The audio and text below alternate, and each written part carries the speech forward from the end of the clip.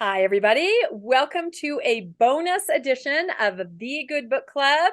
We are so excited to have you all here tonight. It is Tuesday night, January 17th, 2022, and we have an amazing guest with us here tonight.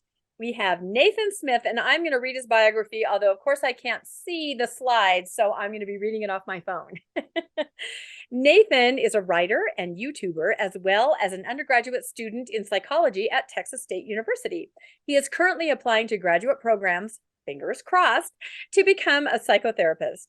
Nathan served a mission in California from 2013 to 2015, where he experienced some of the best and worst that the LDS Church had to offer. He returned home with PTSD and didn't open up about his experiences until 2018.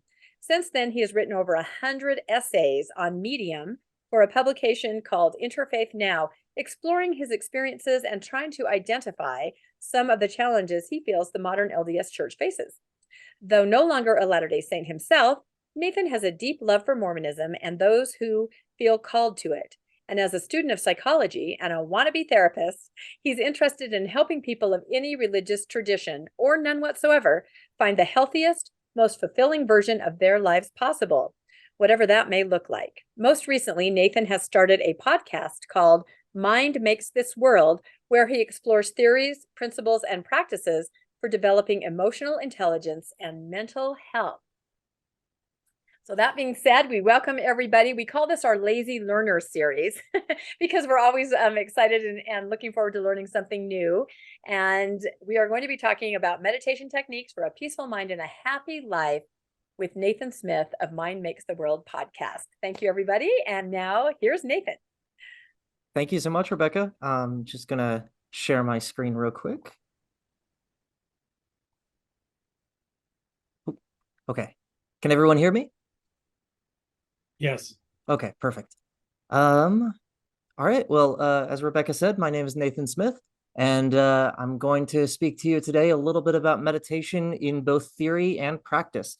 So meditation is a very broad term. It covers a lot of different topics across a lot of different traditions. So I'm going to try to give you what I believe will be the most helpful framework for being able to engage meditative or even contemplative traditions, regardless of what region of the world that you're seeing, in order to help you to be able to begin to study out these things, these techniques, these skill sets, and sort of the worldview that comes with them. So we will begin by exploring the theoretical frameworks that sort of help to frame the meditative experiences that people have. So it's important to note here, though, that every different religious or spiritual or philosophical tradition, whatever terminology we want to use, they have a different way of framing or explaining what they're up to when they're meditating and what the final outcome or final experience of meditation actually looks like. And we certainly don't necessarily need to agree with these frameworks or to see them as necessarily accurate visions of what the universe actually looks like. But it's very important to understand these frameworks so that we can understand what these people are actually up to, what they're trying to accomplish when they meditate with their particular techniques in their particular traditions. It's also very helpful because there is a bit of a risk of, I realize it's a bit of a buzz term, but a risk of cultural appropriation when it comes to meditation, especially in my field when we are very, very interested in mindfulness techniques. Yoga is becoming also a very, very interesting topic for a lot of psychological researchers. And there is at times a risk of being sort of the noble modern Westerner who comes to take these ingenious techniques and rescue them from the silly superstitions of these basically non-Western people, and we don't want to do that. So I think it's important to understand the frameworks and the ways that people explain meditation.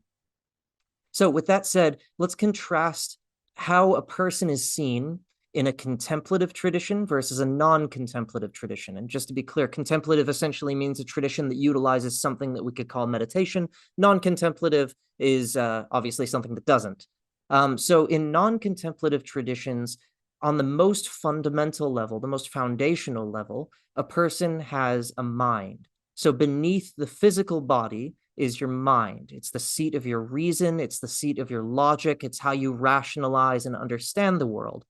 In these frameworks, our problem ends up being something like bad thought or like mistaken thinking, or allowing our mind to be controlled by our sensual passions. So this is like classic Plato, for example, who would often, in his books, he would often insist that we need to shed our sensual senses, our physical senses, because the body passes away, and to tend to our mind, because that is what outlives us. So the solution to bad thinking or to senses, taking the control from our more logical side is to have clearer thinking. However, in contemplative traditions, there's a layer that is deeper than the mind itself. And depending on what tradition you go to, they'll use a different term.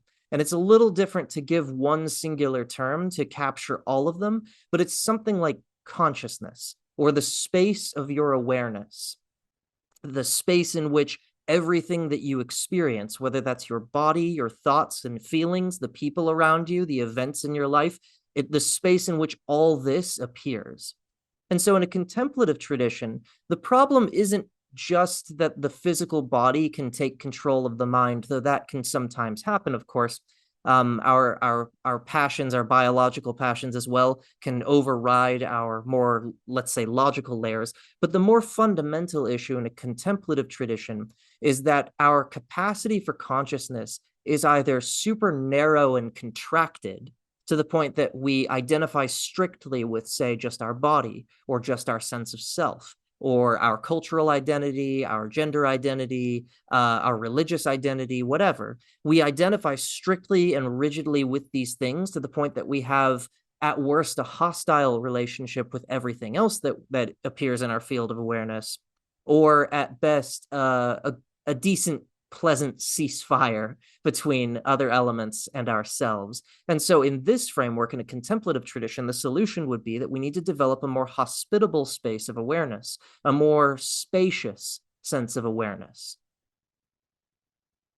So I think that a helpful way of understanding not only the difference between a contemplative and non-contemplative tradition, but the idea of what meditation is seeking to accomplish, is to look at an idea that we find in psychoanalysis.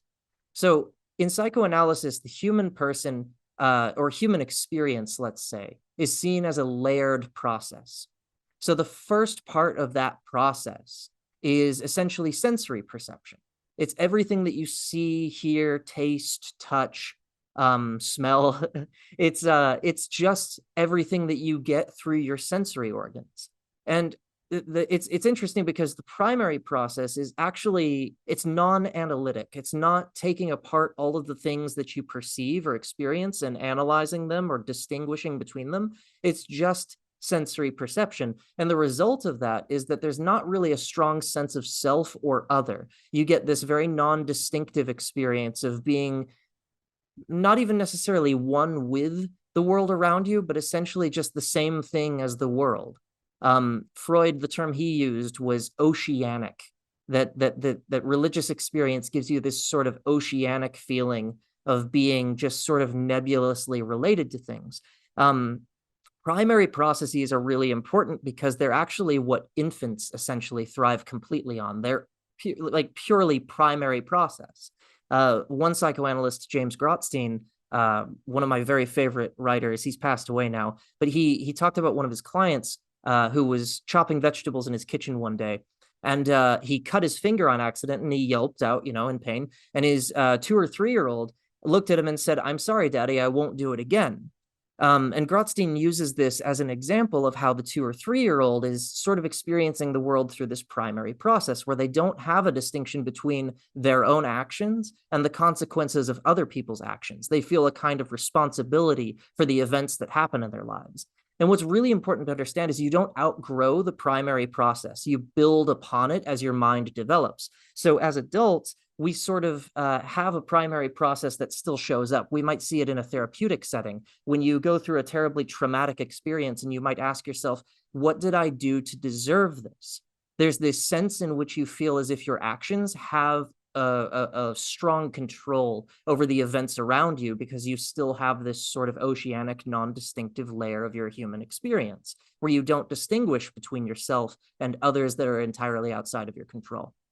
So somewhere between infancy and adulthood, however, You experience a number of frustrations. It might be something as simple as like a very lowercase t trauma, like you're an infant and you cry yourself to sleep and your parents don't really come to like take care of you at like 4 a.m. Or it could be something like capital T trauma, like early childhood trauma or abuse. The effect of that essentially is that it begins to fracture this oceanic, non-distinctive primary process way of experiencing the world. You suddenly begin to realize that you are a distinguishable self, that others can look at you and analyze you, evaluate you, assign value to you, and that you can sort of treat others almost like vending machines in a way. Certain actions get you certain outcomes from people, generally speaking. So you start to develop what are called secondary processes. So if primary processes are just pure sensory perception, we could compare that to a mirror. So the primary process layer of your mind is just like a mirror. It just reflects everything that's around it. That's all it does. It's very passive. It's very spacious. There's no such thing as a mirror that refuses to reflect certain things that it sees. There's just the mirror, the reflection of everything that it sees. Secondary processes, by contrast, are comparable to something like a note taker. They have an open notebook and they're taking notes on everything that they see in the mirror.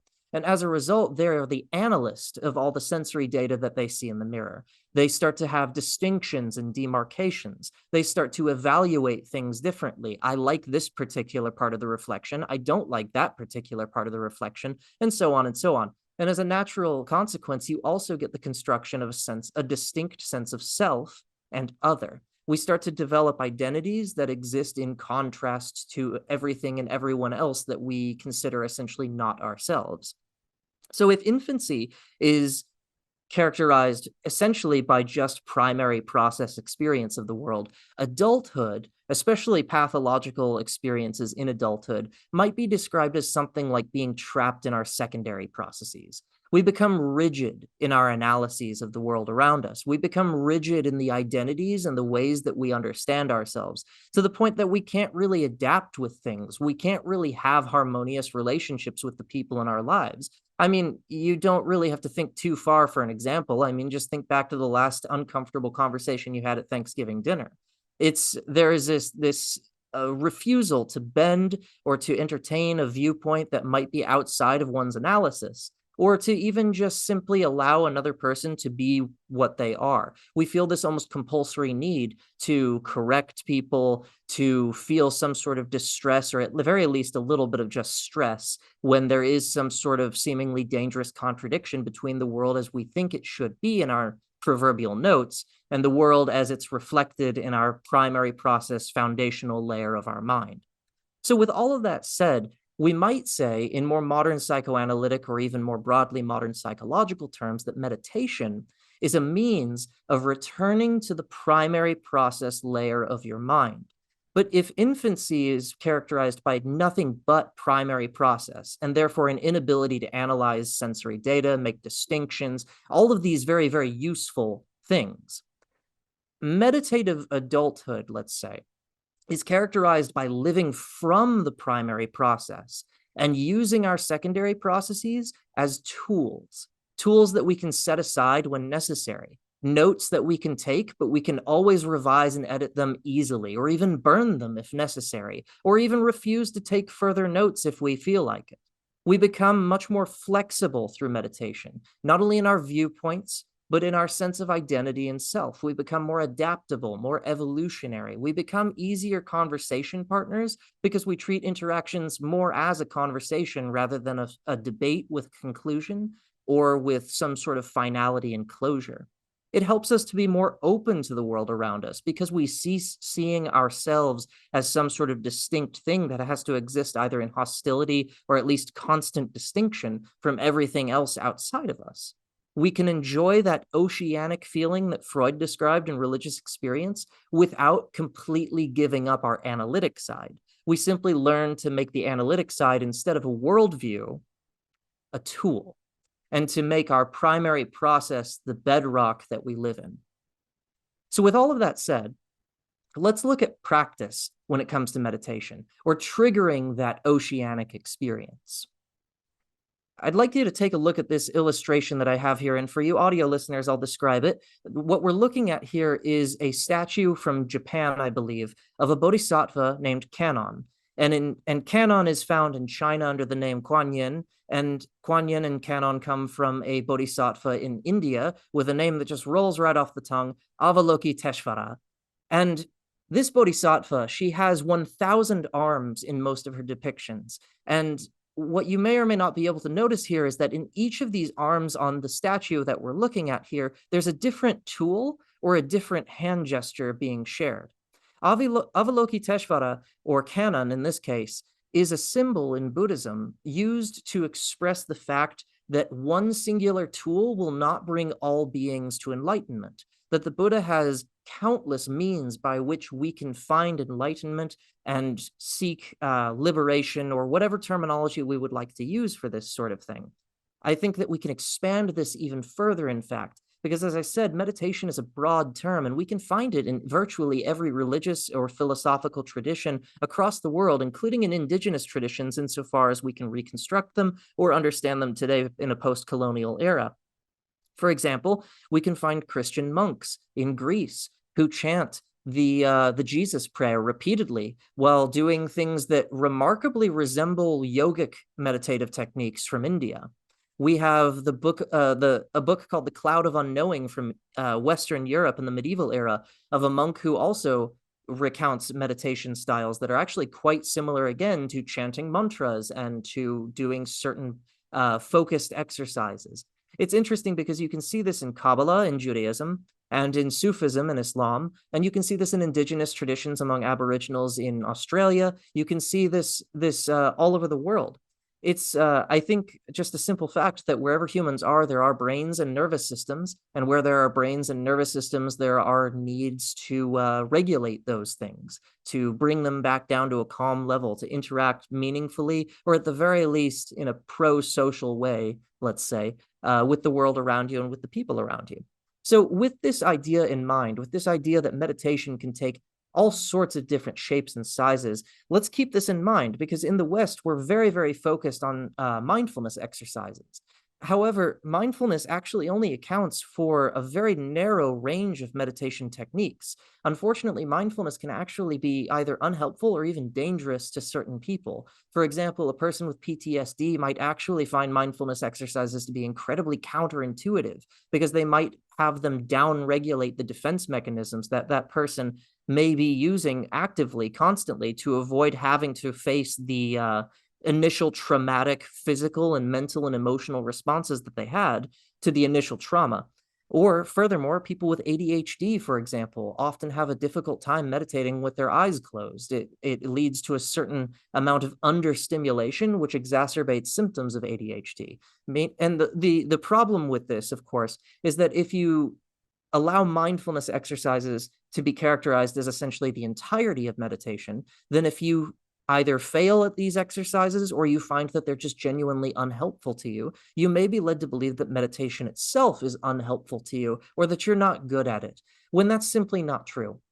To illustrate how wide meditation can get, we're going to use a certain example from India.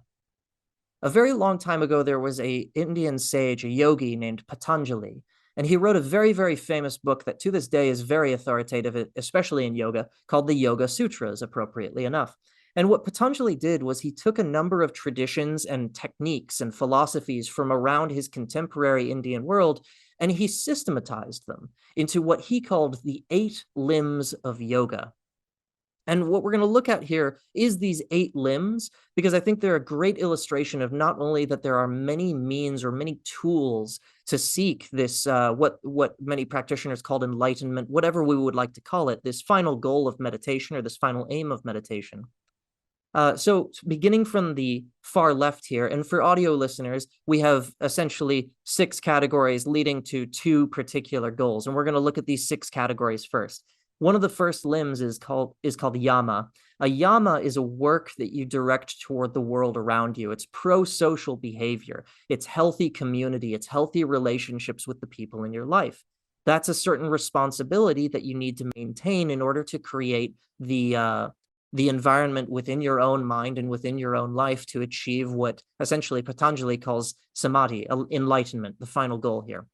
Next, we have niyama. These are duties that are aimed at oneself. We could even call them something like self-care, to use modern terminology. They're very simple, in fact. It could be something as simple as, are you getting enough sleep? Are you feeding yourself regularly? Again, folks with ADHD often will have moments when they simply forget to eat because their attention is everywhere, but that can have detrimental effects to your physical health, of course. So there are certain duties that we have to ourselves. Furthermore, there is the third limb is asana, and this is usually what people think of in the modern world when they hear the word yoga. These are the physical postures and body stabilizing exercises that people associate with modern yoga. They are fantastic ways of introducing not only a greater strength to your physical body and greater flexibility, of course, but they're ways of introducing controlled tension into your body. They help you build awareness around your physical body so that you're more aware, immediately aware, of when you have tension or stress stored in your physical body. And more importantly, they teach you how to release that physical stress, that physical tension. They help to develop more body awareness and physical regulation skills.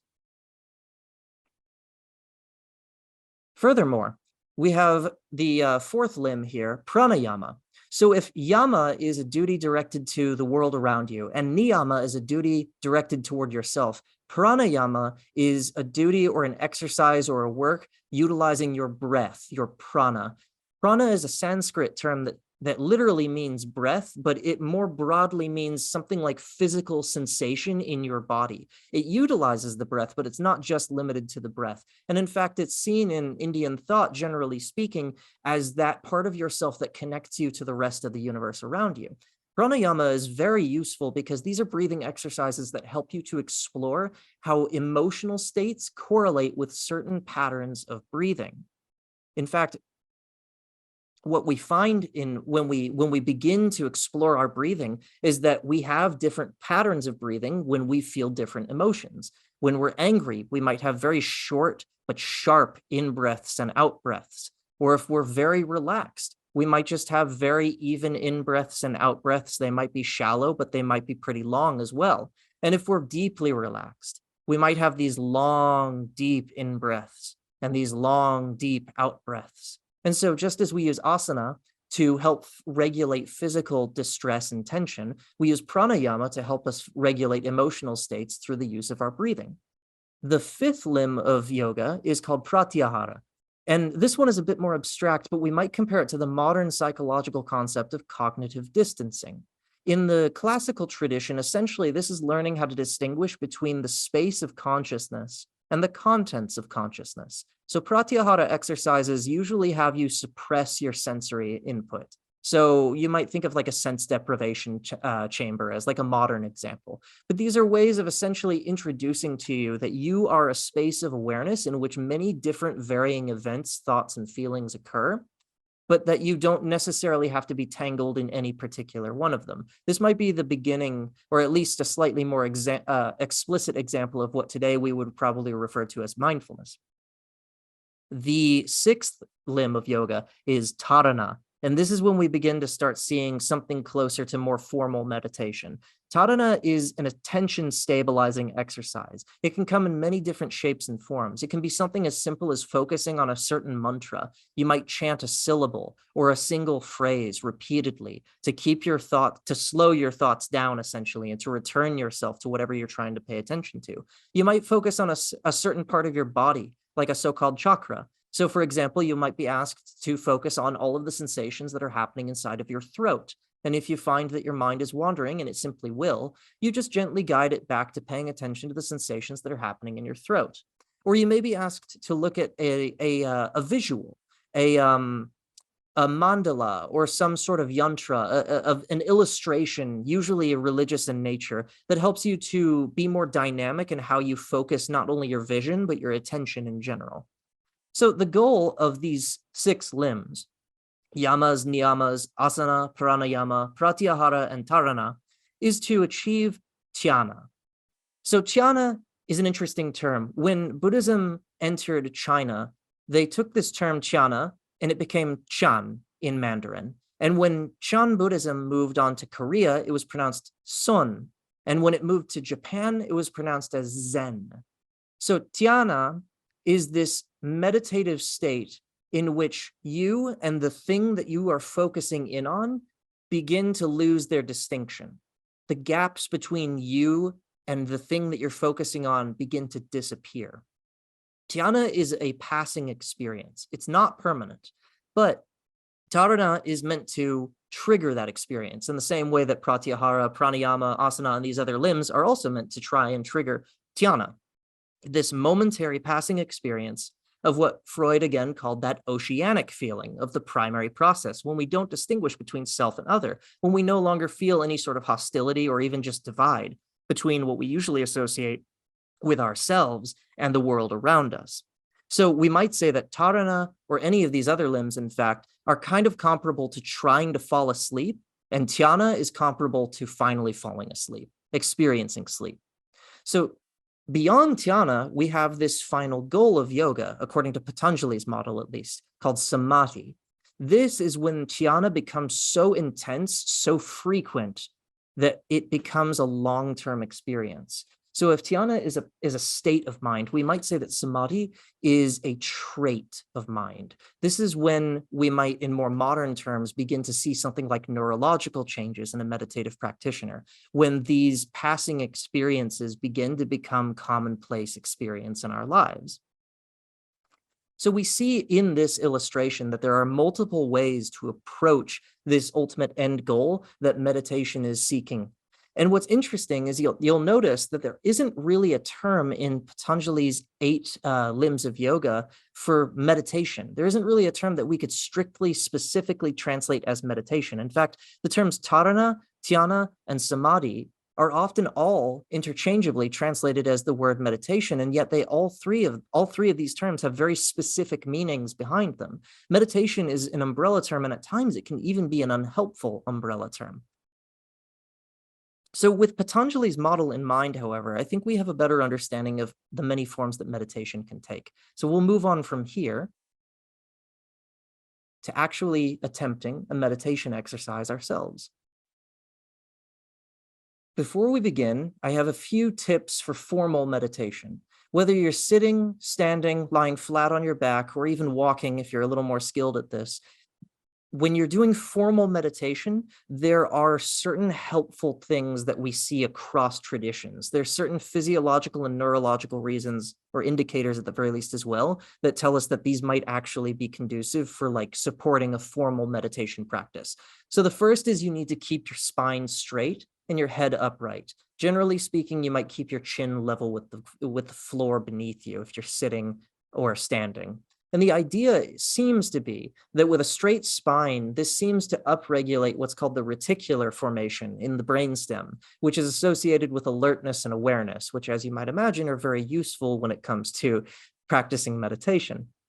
Additionally to keeping your spine straight, you need to keep your hips higher than your knees. This one might sound a little less intuitive, but let me explain. When you're sitting cross-legged in a chair, your knees are elevated above your hips. This curves your lower back, which causes your upper spine to slouch forward. This disrupts the activation of that reticular system, or at the very least, it prevents you from being able to sit upright.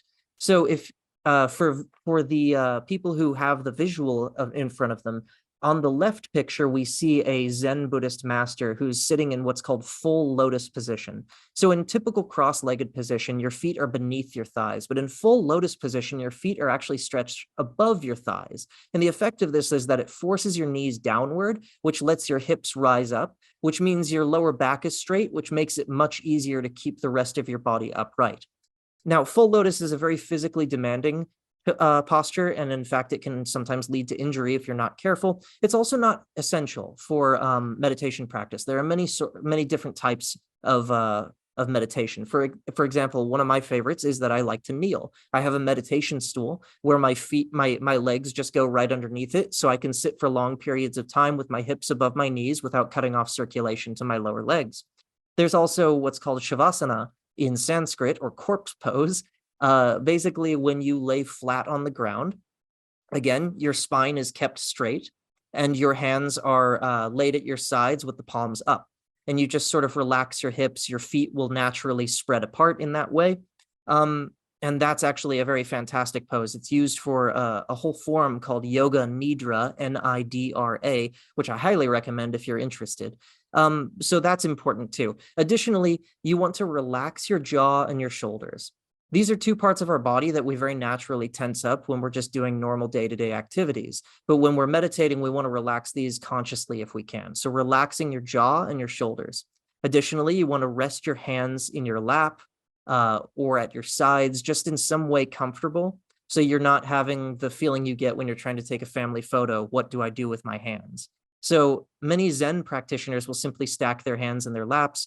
Many practitioners from India and across various Buddhist and Hindu traditions, they have what are called mudras, which are hand gestures that are meant to help facilitate meditation or instill a certain idea in your mind while you're meditating. We don't necessarily need to get into that, but simply find a space or a way of holding your hands that leaves you comfortable and not needing to adjust partway through meditation. And finally, what you'll want to do is to relax your gaze or close your eyes altogether. Again, if you have ADHD, you may find it difficult to keep your eyes closed and to focus on the meditation exercise. It's just the nature of how your brain responds to stimulation. If you do find that quite distracting, feel free to open your eyes. Just try to also relax your gaze and not focus in on anything really. So with that in mind, let's begin our meditation.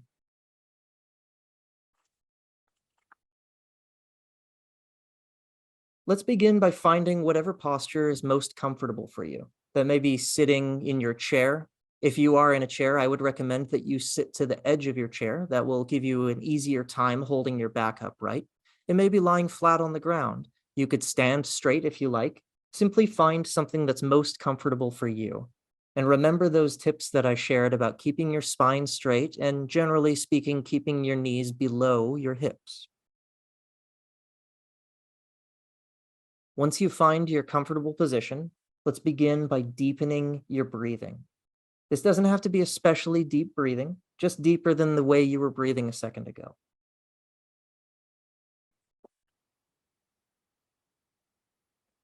And as you deepen your breath, try to lengthen your exhalations.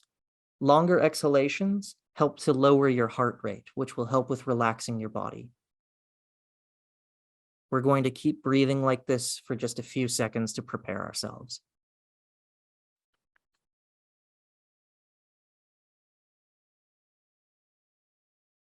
Deep breaths. No need to breathe uncomfortably. Just find whatever is deeper than your normal breathing.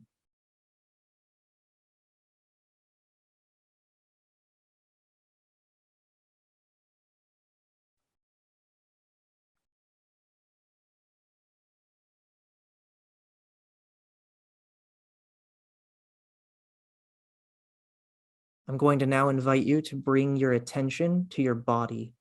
In your own intuitive way, imagine yourself immersed in water. Feel the water gently help you to feel your entire body. Let this imaginary water point out to you the entire shape of your body and how it feels. Let your attention wash over your entire physical body like water. Just feel your body.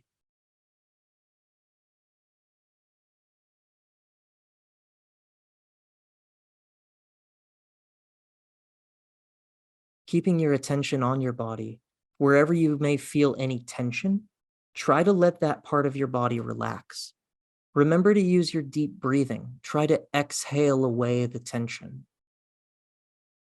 If the tension won't leave your body, then try to welcome it.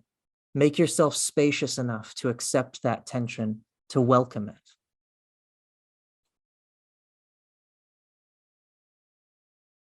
And as we keep our attention on our entire body, you'll notice occasionally that your mind is going to wander away from monitoring and relaxing your body.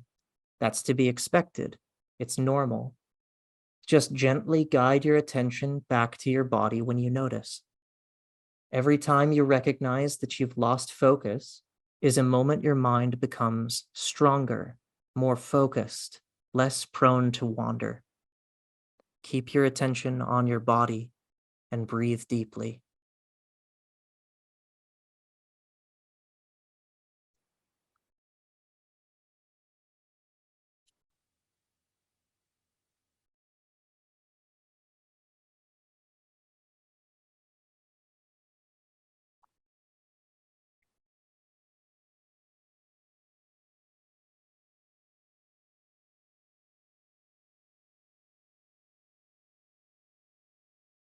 Building on this exercise, let's add another layer.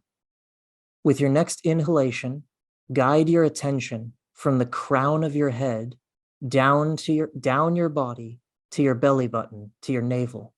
Let your abdomen gently expand with that inhalation, and keep your attention on your belly button as you breathe in. You might even hold that breath for just 1 second. When you exhale, let your attention travel back up your body to the crown of your head. Imagine in your own intuitive way, you're like a chimney. Every inhalation draws breath in through the top of your head, down to your navel. Every exhalation expels breath from your navel out through the crown of your head.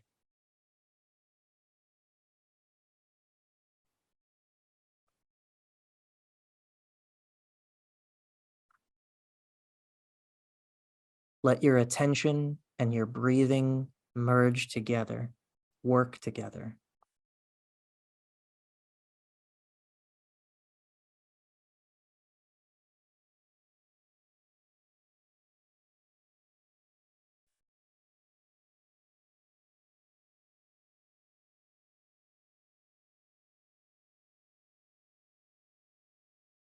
If you feel your mind wandering, bring it back.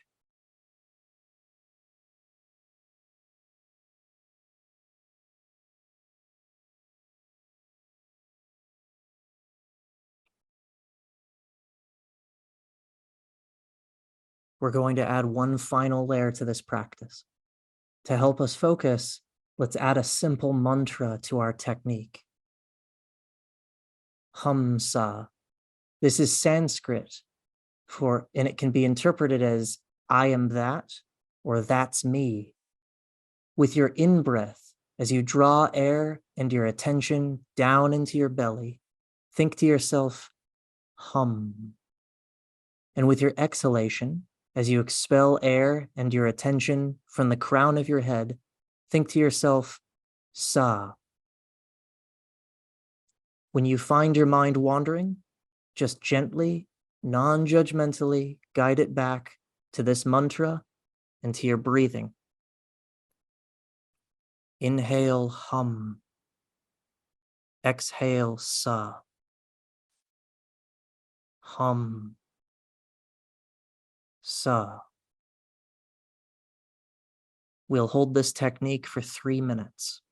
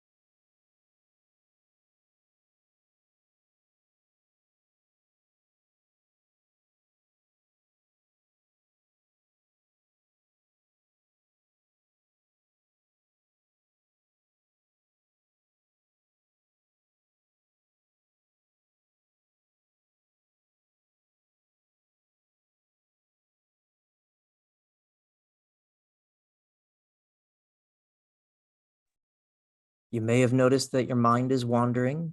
If you do, just bring it back to this mantra and to your breathing. Breathe in from the crown of your head down into your belly. Hum. Exhale from your belly out through the crown of your head. Sa. Let your attention, your breathing, and the thoughts and words in your mind serve you in this meditation.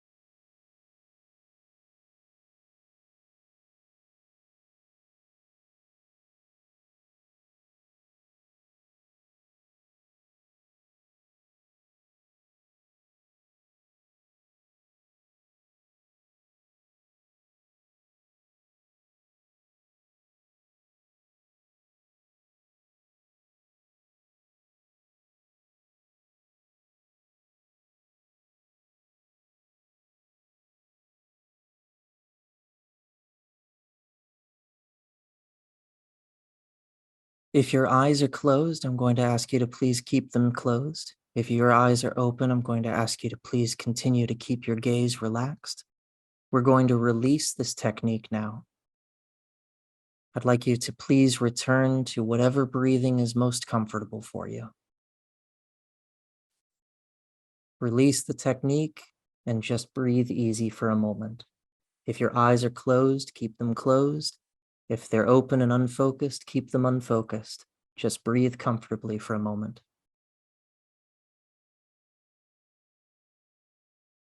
You might wiggle your fingers or your toes. You can wiggle your shoulders or your hips to come back to your body a bit. Just gently move.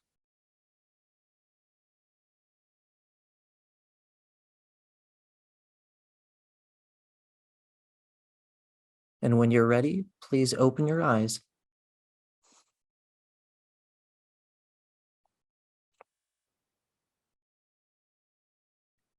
So this was only one possible meditation exercise. As I said, and as we discussed tonight, meditation can take so many different shapes and sizes, but that is just one guided meditation you could go through. This is something you can come back to. With all of us feeling either very zenned out or perhaps very stressed out because meditation might not be quite what we thought it was, I do have some closing thoughts for you. Because Patanjali realized there are many means to help us feel at home in our lives. Meditation may come in many different shapes and sizes, but it's okay if it doesn't fit you. It's just one tool among countless others in life's hands. Keep searching, and you'll find what works best for you. But if meditation seems to complement you, then keep going. Meditation not only shows us through experience the kind of peace we're capable of experiencing, but shows us the process whereby we can transition from stress or even distress to that deeper peace. This is why we practice meditation long term. The more we meditate, the more familiar that peace and the means to bring ourselves back to it become. Your brain and nervous system will literally change. Even so, never forget that meditation is a tool. It's a means to an end. Meditation doesn't matter. The end to which it works matters, and you deserve that end. To have the experience of countless adepts of all traditions that left each of them feeling as if they were entirely one with the universe itself. Thank you very much for your time tonight. My name again is Nathan Smith. You can find me on YouTube. My channel is called Mind Makes This World. You can also find me on Twitter. You're certainly welcome to contact me. I'm at Nate Smith SNF. And I'm also available on Medium, where you can find my writing, studionightflight.medium.com. And of course, if you find me on Facebook or anything in the Good Book Club's Facebook group, you're welcome to contact me there. Again, thank you very much, everyone. And with that, I'm going to stop sharing my screen and turn things over to any questions that y'all might have.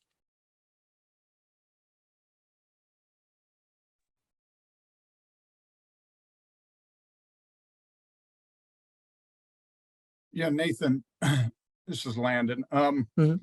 One thing when I think of mindfulness or the times I've done this in exercises, it's almost like I'm not sure. You know, I always think of some guy sitting under a tree, coming up with great ideas and stuff, and it almost is the opposite. Like mindfulness shouldn't be called mindfulness; it should be called mind emptiness. Am I doing it wrong by emptying my mind and just almost going into a sleep-like trance? Because that seems to be when we do it, I kind of just go to nothing. Or is there supposed to be some great thoughts coming into my head?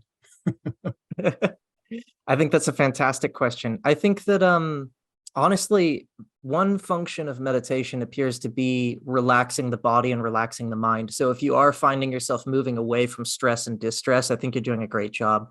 There are all sorts of different kinds of meditation. Some of them are actually very explicitly cognitive. They involve certain thoughts. They involve certain ideas that you sit with. So there are certainly modes. like that. The meditation technique that we used tonight is essentially meant to slow down your chattering mind. If you're like me, I think in very verbal ways. Many people think in very visual ways as well. And there's certainly things that are comparable to the mantra that we used that you can use to sort of guide that visualization in your mind. But the goal of what I was trying to do there is essentially to do exactly what you're describing. It's to slow down your thinking, not really give you any new ideas, but just sort of let your body relax and give you an experiential taste, I guess, of the kind of, I guess we could call it peace or relaxation that comes with a good meditation session. Does that answer your question? Yeah, so it does, in far as, being calm and stuff. What's the technique to, make me come up with great ideas, I guess? Or where do I go for that kind of meditation if you're seeking something like that? Well, it's a great question, because actually creativity tends to go up in long-term meditation. And one of the ways that it seems to do that is it sort of gives you a little bit more self-leadership with your inner critic, I guess you could say, or with the distracting thoughts that kind of like disrupt your processing, if you will, the cognitive processing. There's this Zen story I really like that might kind of address it a little bit. There was this famous monk who was painting a sign for a very famous temple. So he and a junior monk were put in charge of essentially painting this sign. The senior monk is going to paint the sign, and the junior monk approves whether or not the sign is proper for the temple. So the monk practices a number of times. The senior monk practices a number of times on this piece of paper. And every time the junior monk says, "No, that's not it. That's not it. No, I don't think that's it." So they go through draft after draft after draft, and it's exhausting until finally the junior monk is called away to go take care of something. And while he's gone, the senior monk just does another draft. And suddenly the junior monk comes back and he sees the draft and he says, "That's perfect. That's the sign." So there's this sense in which meditation takes our proverbial junior monk that keeps interrupting our natural creative flow and sort of either gives it a task to do in the sense of like mantra, just like keep saying this instead of continually telling me the oven is probably still on or your dad hates you or something like that. Or it just essentially makes us flow a little more easily. Thank you. I think that's great. Kathleen, I think, had a question next. Go ahead. Nathan, you had said that meditation and achieving the state of quite a bit of peace, and I'm struggling for words because I've not really explored this much, but that you will actually change your nervous system. And I'm wondering if there are any studies or scans or any sort of hard data that would might be accessible to me, or I can look at some actual physical changes. Absolutely. One book I would strongly recommend is called The Neuroscience of Mindfulness Meditation. It's by a man named Yi-Yuan Tang. He's a neuroscientist and a researcher, I think, in fact, at the University of Texas in Austin. The Neuroscience of Mindfulness Meditation. It's all of his, essentially his studies that he's published in actual academic journals doing neuroimaging studies. So I actually had a slide on this, but I wanted to kind of shorten things up to kind of keep the meditation exercise the focus of tonight. But what we've found from numerous, in fact, reliable and replicated neuroimaging studies is that meditation, no matter what meditation technique you use, it seems to essentially thicken the frontal lobes of the brain, especially the prefrontal cortex. And what that essentially means is that you have an increased capacity for focused attention and executive function. It also means that your amygdala and your hippocampus in the center of your brain also begin to down-regulate. They become less active. The amygdala is in charge of emotional reactivity, and the hippocampus stores memory. And they're right next to each other, which is why memory can be so emotionally charged, especially with trauma. But what's interesting is that meditation down-regulates those parts of the brain. It makes it easier to process traumatic experiences, either past or present, and it makes you less emotionally reactive to things that you're experiencing here and now. And furthermore, the default mode network, which is a band of subsystems in the brain that wraps around the median level of your skull, that down regulates as well. And what the default mode network is in charge of is essentially a coherent sense of self and your wandering, chattering mind. So it's the part of your brain that looks at the world around you and sees not only the situation as it is, but the situation as it could be. So highly intelligent people, for example, have very active default mode networks. They also seem to correlate with high occurrence of anxiety and depression, because when your brain is looking at a situation and seeing all of the ways that it could be different, it's also seeing all the ways in which everybody could possibly hate you, or all of the ways that you screwed up at this party and now nobody really likes you anymore and they don't want to invite you over. Or if you text your significant other and they don't text you back within 5 minutes, it tells you all of the possible reasons that they hate you, they're dead, they don't want to talk to you anymore, that sort of thing. So meditation also downregulates the default mode network. It also leads to, with a downregulated default mode network, you have what's called a low or a high entropy sense of self. So that's a very weird term, but if entropy is the capacity for something to fall apart and disintegrate, a low entropy sense of self would be like a really rigid sense of self. Like these are folks who can't change their minds. They can't really alter how they think about themselves, how they think they should be seen. But people with high entropy sense of self are much more adaptable, much more flexible in their worldviews. They have much easier time learning and especially unlearning ideas. So there is a tremendous amount of neuroimaging for not only mindfulness meditation, but for yoga, for there's a growing literature and research, body of research on mantra meditation as well. But I would strongly suggest beginning with the neuroscience of mindfulness meditation by Yi-Yuan Tang. It's just a fantastic thing. It's a bunch of academic articles that wouldn't normally be accessible except through journals. So definitely check that one out. I can't spell that. So can you put that in Yes. in the chat so I Yeah. can put it in the notes? Yes, Thank you. absolutely. Yeah, we have a lot to put in the show notes. This is going to be excellent. So I have a question. This is just wonderful. You probably can't tell this about me, but I'm a person that has constant chatter in my head. So who would have guessed, right? But to do this, yeah, quiet. To do this exercise, like it really took me to another place. I mean, even in just those few minutes, it was absolutely kind of mind-blowing to me. So my question is, when you come out of that, now you're yourself again, do you just go on with your daily activities? Is there like sort of a denouement? Is there a little period that you're supposed to do something else to ease back in? Or is it really a matter of now just jump back up and be a better self? Or what are your thoughts on that? Because I'm so new to this. Yeah, absolutely. It's a fantastic question. I think that meditation, especially to the degree that we're doing this, because we're not monks or nuns or ascetics or anything, so we're not meditating for like hours and hours a day, which means that we don't necessarily have concerns for bringing back your mind or your brain or your nervous system to a healthy level, especially if you're going back into everyday life where there's a lot more stimulation, a lot more responsibility, and therefore potential stressors. We're just doing basic relatively much shorter meditation exercises. But in that sense, then we can think of meditation probably a lot like going to the gym. So one of the reasons I emphasized during the exercise that your mind will wander away, and that the goal is not to never let your mind wander away, but to recognize when it does and gently lead it back. We could compare that to doing reps with free weights. You know, the goal of lifting weights at the gym is not to just get jacked all of a sudden or to just hold weights. It's to lift weights and then to let them down, lift weights, let them down. And the more you work your muscles, the stronger eventually they become. So meditation is kind of like the actual direct exercise. Coming out of a meditation experience can sometimes be a little jarring. That's kind of why I had us go a little slow to return to our normal breathing and everything like that. But generally speaking, you should be okay health-wise, barring any sort of like neurological or pre-existing psychosis or anything like that. You should be good to go.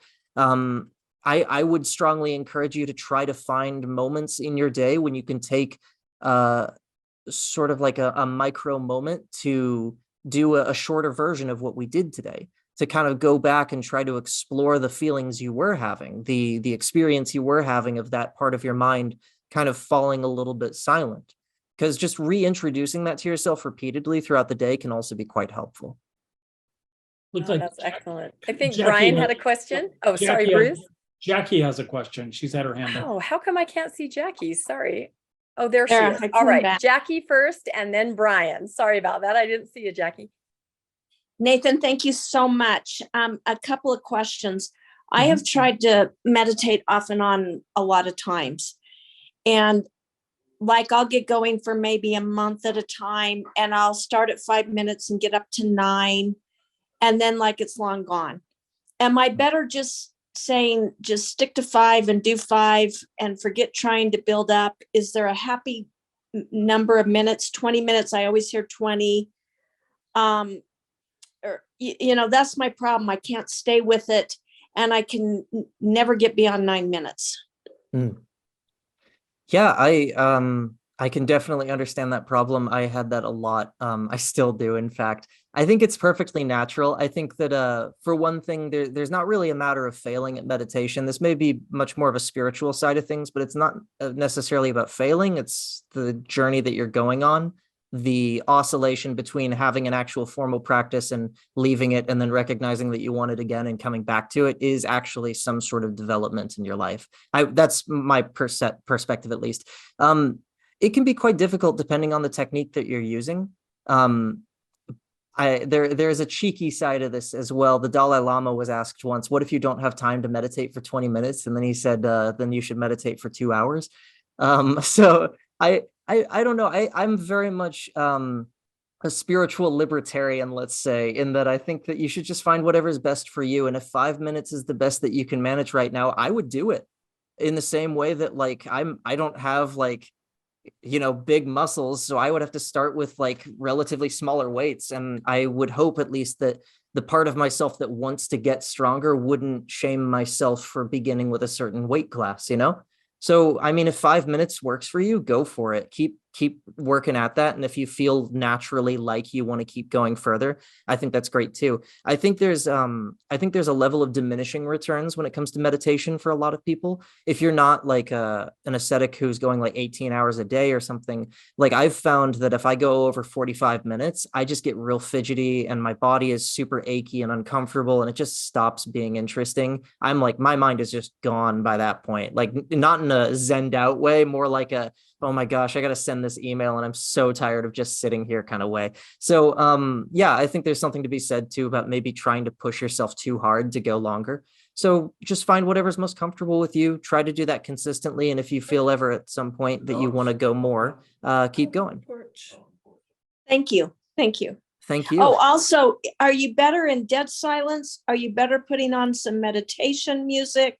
I would again, I guess it kind of depends, but I would err on the side of dead silence. But if you're in an environment where you are hearing sounds that you know are going to distract you, I think some really, really basic music, really simple tunes would be helpful. Something that you can sort of like, this is something that's not going to keep changing its tune or the lyrics might distract you away from things. Just something to drown out the spontaneous noises that might otherwise distract you.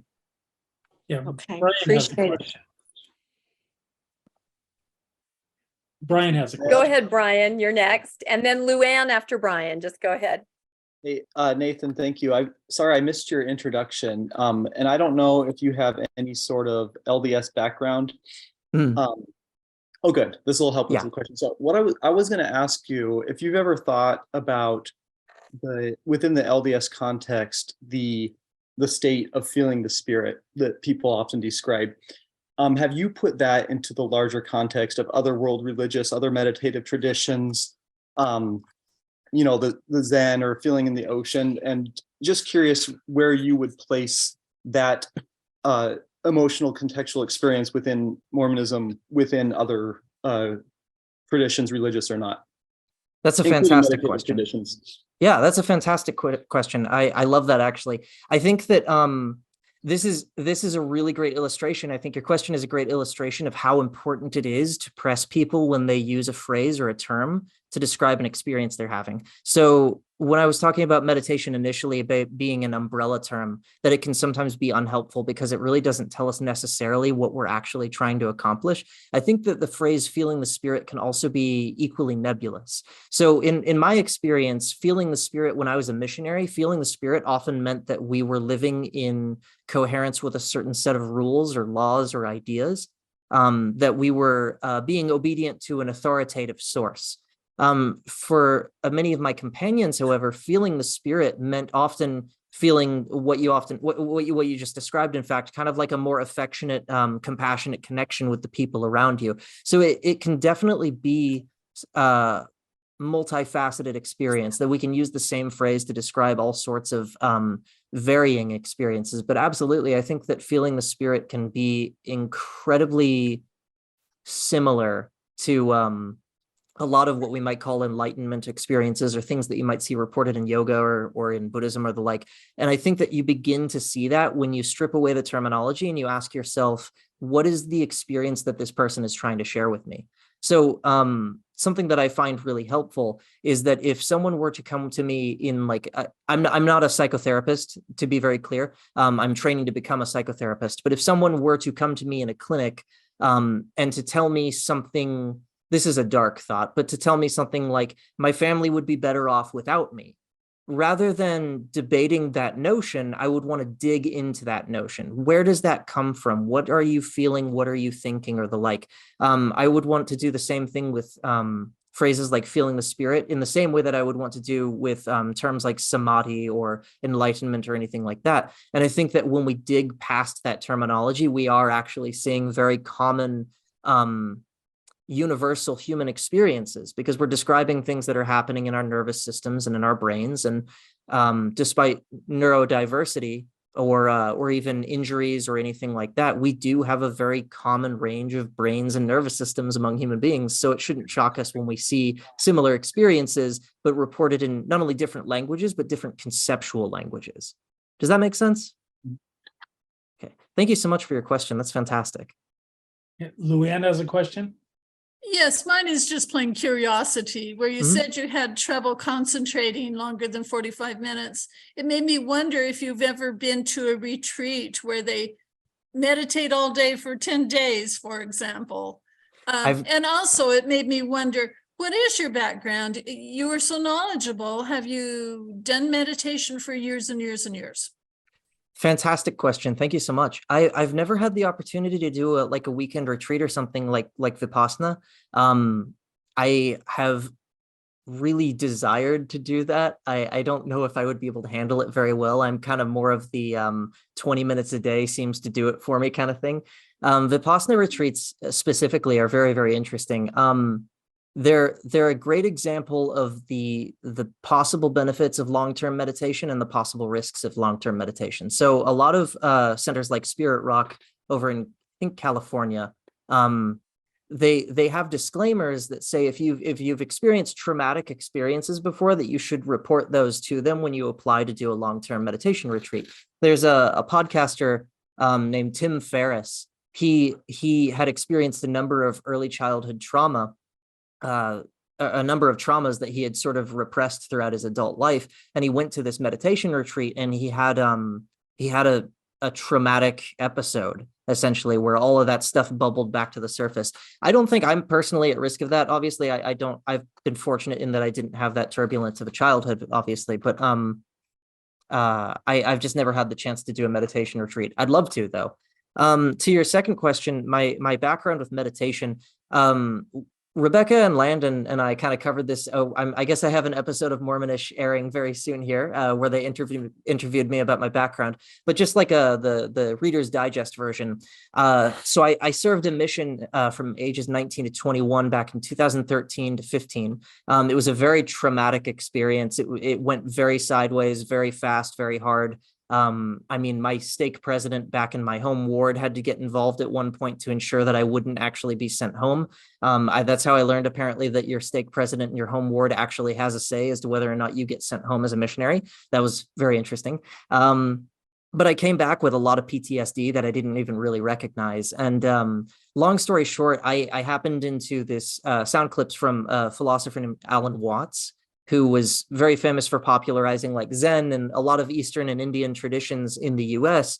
And that led naturally into Zen meditation. I gave it a try. I found that it was very, very helpful for me personally, working through my own PTSD and the like, and working through my trauma. So I've been meditating as a means of essentially self-help in a lot of ways since about 2015.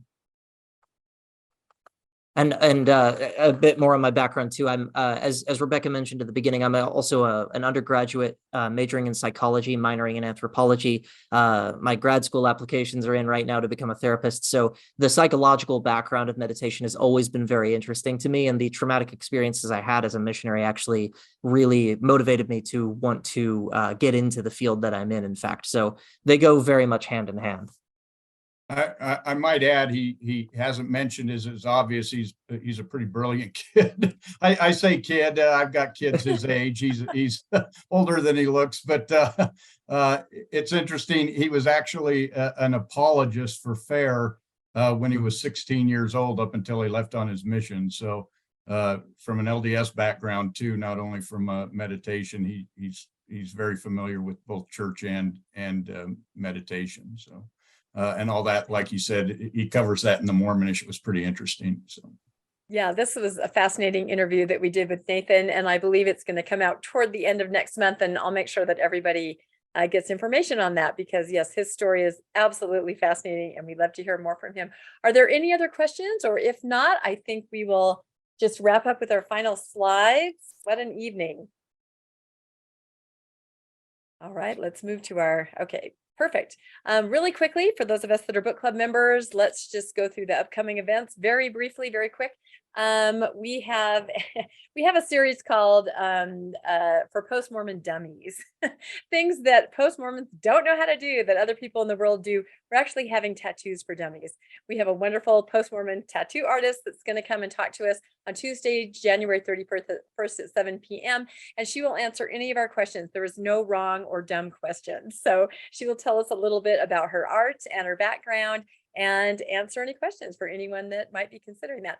We also have an in-person in Salt Lake bonus event, a screening of a documentary, The Return of Elder Pingree. That's going to be Monday, February 13th. There's no charge. It's at Groovies, and it's an incredible documentary. The documentary filmmaker, Emmy Award-winning Jeff Pingree, will be there in Salt Lake. So if you're looking for something to do around Valentine's Day and you're in the area, this is it. It's going to be amazing. And then finally, this maybe also goes a little along with what we talked about tonight. Our book for February for our regular book club meeting is The Body Keeps the Score. So if you haven't had a chance to download or to get a copy, grab this so that you can join us on Sunday, February 12th at 11 a.m. Mountain Time, and Nancy Pratt will be our discussion leader. So very quickly, we already mentioned some of these, and Nathan mentioned some of these, a few other media things. We have the Good Media Club, a Facebook page where we share movies, series, podcasts, things that are of interest to post-Mormons. You can join that on Facebook. We also have the Good Book Club podcast, and this is where events like this will be on audio. It's on all your regular podcast formats. So that's awesome. And Nathan also mentioned Mormonish. That's a little podcast that Landon and I do, and we interview amazing and interesting people like Nathan and other people from the book club. So that's very fun, and that comes out every Friday, also available in podcast format on every podcast venue, and also on YouTube and at mormonishpodcast.org. Whew, it's a good thing I meditated, huh? And if anybody here is not a member of the Good Book Club but would like to join, you can find us on Facebook. That's our logo right there. You can send me an email at thegoodbookclub@mail.com, not Gmail, and I'll send you some information.